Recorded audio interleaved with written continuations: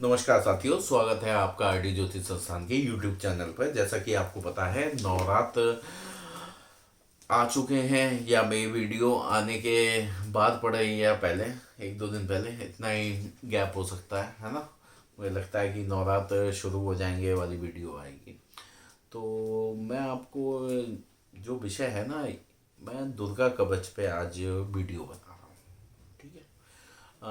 मुझसे कई लोगों ने पूछा था पहले कि दुर्गा कवच के बारे में आप बताइए, तो मैंने कहा नवरात्र के समय ही आपसे इस विषय पे हम चर्चा करेंगे कि दुर्गा कवच का पाठ आप कैसे करें और उसके लाभ क्या क्या हैं। इस बारे में हमने कहा नवरात्र में ही चर्चा करेंगे। तो नवरात्र प्रारंभ हो चुके हैं, इसलिए मैंने कहा आपसे बात कर ली जाए। दुर्गा कवच का बहुत ही ज़्यादा महत्व है। दुर्गा कवच, कवच आप समझते हैं? कवच वो चीज हुई, या कवच की परिभाषा, जो आपकी रक्षा करे, बाहरी चीजों से जो आपकी रक्षा कर रही है। ठीक है। जैसे कि हम लोगों ने एक कॉमन बात सुने कि महाभारत में कर्ण के पास कवच कुंडल थे, जिस कवच को भेदा नहीं जा सकता था। तो इंद्र भेष बदल के आए, वो लेके गए कवच उनसे।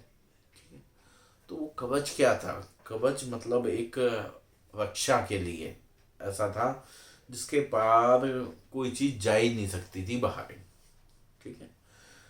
तो ऐसे ही दुर्गा कवच है, आपको दिखाई नहीं देगा, लेकिन दुर्गा कवच करने से जो शक्तियां उत्पन्न होती हैं, वो बाहरी नकारात्मक शक्तियों से, बुरी शक्तियों से, बुरे विचारों से, बाहरी, आपके अगर किसी से दुश्मनी है तो बुरे लोगों से, इन सब से आपकी रक्षा करती है। और डिस्कस हो जाता है कई बार, लोगों से बात विवाद होते हैं कि ऐसा है वैसा है, कैसे क्या हो सकता है।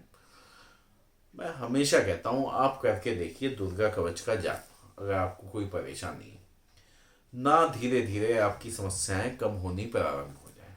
आप करके तो देखिए, आपकी सभी समस्याएं धीरे धीरे दूर हो जाएंगी अगर आप दुर्गा कवच का पाठ नियमित रूप से करते हैं। और मैं तो यही कहता हूँ कि वैसे तो आम व्यक्ति को पता होता है कि दो नवरात्र आते हैं, एक इधर ग्रीष्म ऋतु में चैत्र माह में, उधर शरद ऋतु में, है ना। लेकिन आपको बताता हूँ दो गुप्त नवरात्र भी होते हैं। ठीक है। तो अगर आप नवरात्र के दौरान भी अगर सभी प्रथम से नौवीं तिथि तक आप दुर्गा रक्षा कवच का पाठ करते हैं विधि पूर्वक रोजाना सुबह, तो आप निश्चित मानिए पूरे साल कोई समस्या आपके पास आएगी नहीं। कोई आपका दुश्मन नहीं पैदा होगा, होगा तो वो खुद ब खुद शांत हो जाएगा, नष्ट हो जाएगा। ठीक है। अच्छा, एक चीज और बता दूं, थोड़ा सा नष्ट वाला शब्द यूज करा, आप ये मत सोचिएगा कि मेरा वो दुश्मन है, आज मैं दुर्गा कवच पढ़ना प्रारंभ करता हूँ और उसकी मृत्यु हो जाए, उसका सर्वनाश हो जाए। नहीं, ऐसा नहीं होना है। आप ये मानिए उसके मन से आपके प्रति जो द्वेष है वो निकल जाएगा, आपके प्रति उसके मन में प्रेम उत्पन्न हो जाएगा। ठीक है। ये मेन स्वरूप है दुर्गा कवच का, तो इसको विशेष कर ध्यान रखिए। अब मैं आपको बताता हूँ कि दुर्गा कवच को पढ़ना कैसे है, क्या करना है ना, इसके बारे में। तो एक चीज़ तो ये बता दूँ, मैं दुर्गा कवच का प्रयास करता हूँ कि नवरात्र के दौरान ही एक पूरा दुर्गा कवच का पाठ का वीडियो आपके लिए डाल दूँ, जिससे आप लोग पढ़ ना पाए तो आप उस पाठ को सुन के उसका लाभ प्राप्त कर सकें। ठीक है। अब एक चीज़ और, मैंने कई वीडियो में इसकी चर्चा करी है कि कई लोग कहते हैं कि आप संस्कृत में नहीं पढ़ पा रहे हो तो हिंदी में पढ़ो। तो मैं इस बात से सहमत नहीं हूँ। ठीक है। और मैं इस पे कोई किसी से बहस भी नहीं करना चाहता हूँ, ये मेरा मत है अपना कि मैं इस चीज़ से सहमत नहीं हूँ। किसी को बुरा लगे तो उससे मैं माफ़ी चाहता हूँ इस चीज़ के लिए, लेकिन मुझे ये लगता है जो चीज़ मूल है उसी का जाप और पाठ होना चाहिए। अपनी सुविधा अनुसार चीज़ों को तोड़ना मरोड़ना लाभकारी नहीं हो सकता है, ठीक है। तो इसलिए जो मूल दुर्गा कवच है जिस भाषा में, वही आप करिए, उसी को आप पढ़िए तो लाभ प्राप्त होगा। मैं निश्चित रूप से डालूंगा उसके पाठ की वीडियो, है ना, सही उच्चारण के संग अच्छी वीडियो डालूंगा, आपको समझ में आएगी। तो जो नहीं पढ़ सकता है वो उसे सुने, ठीक है। प्रयास करें साथ ही साथ पढ़ने का, धीरे धीरे पढ़ना भी आ जाएगा आप लोगों को। वो पढ़ना आएगा उसके बाद आपको याद भी हो जाएगा धीरे धीरे। अच्छा, दुर्गा कवच में खास क्या है? आप अगर दुर्गा कवच पढ़ते हैं, ठीक है, चलिए समझने के लिए आप हिंदी में भी पढ़ लीजिएगा एक बार। आप उसको पढ़ते हैं, आप पाएंगे चोटी से लेके आपके पैर के नाखून तक शरीर के एक एक अंग की रक्षा के लिए उसमें मंत्र मौजूद हैं, जो कवच है। ऐसा आपको जल्दी मिलेगा नहीं देखने को कहीं। मतलब एक एक शरीर के एक एक अंग के लिए, बाल के लिए, सिर के लिए, माथे के लिए, आंख के लिए, ए टू जेड सभी अंगों के लिए रक्षा कवच उसमें मौजूद है।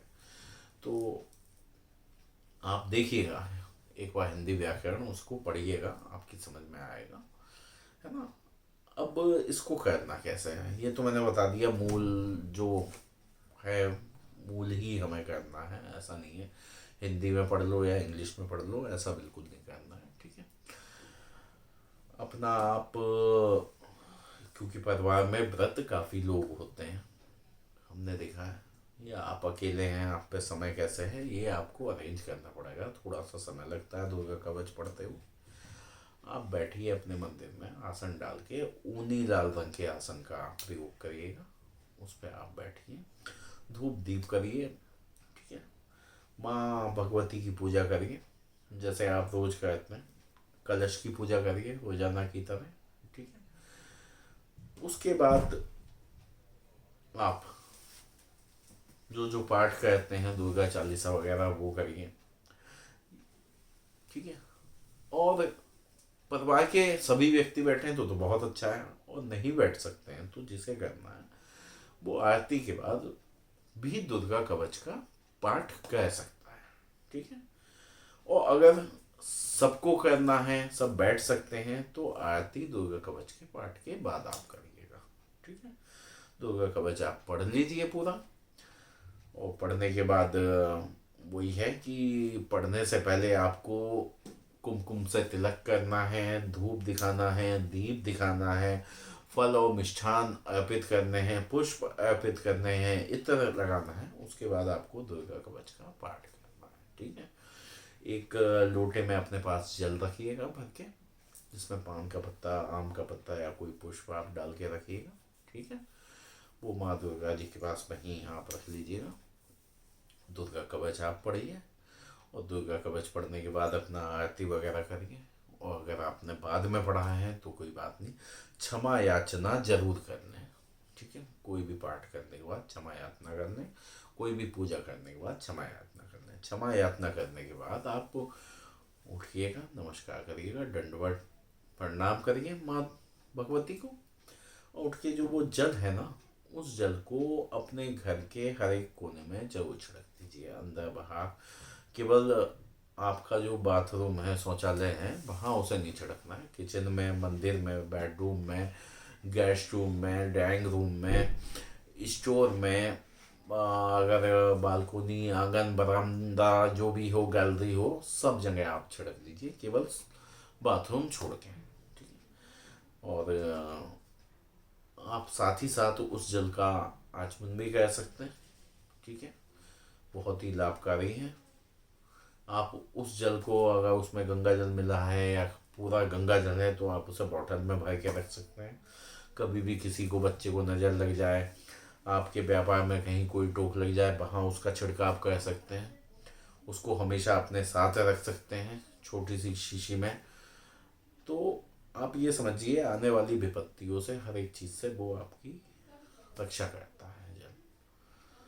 तो करके देखिए दुर्गा कवच का पाठ, निश्चित रूप से आपको बहुत ही फायदा होगा। जो व्यक्ति बीमार हैं या जिन्हें लगता है कुछ ऊपरी है, टूना टुटका है, उनके वहाँ तो घर में होना चाहिए और निश्चित रूप से उन लोगों को आराम मिलता है। केवल इतना करने से, आप 50 जगह भटकेंगे कि कोई कुछ खर्च बताएगा, कोई कुछ खर्च बताएगा, मत करिए। इतना अच्छे हम लोगों के पास उपाय होते हैं, है ना। इतने अच्छे नवरात्र जैसे त्यौहार हमारे, दिवाली होली जैसे त्यौहार हम लोगों के धर्म में आते हैं। इतना ज़्यादा शक्तियाँ देते हैं, शक्तियाँ जागृत होती हैं, नकारात्मकता दूर होती है। तो आप करके देखिए, नवरात्र आ रहे हैं, इसमें दुर्गा कवच का पाठ करिए। कुछ थोड़ा सा गंगा जल लेके उसका जल हमेशा रखिए घर में कि कभी भी कोई दिक्कत हो तो उसका छिड़काव कर सकें। किसी को आ, बुखार है, तबीयत खराब है, उसको दे सकें। आप करके देखिए, अपने इन्हीं आस पड़ोस वालों को भी, आप अपने दोस्तों की भी मदद कर सकते हैं। तो आज के वीडियो के लिए बस इतना ही। बहुत बहुत धन्यवाद।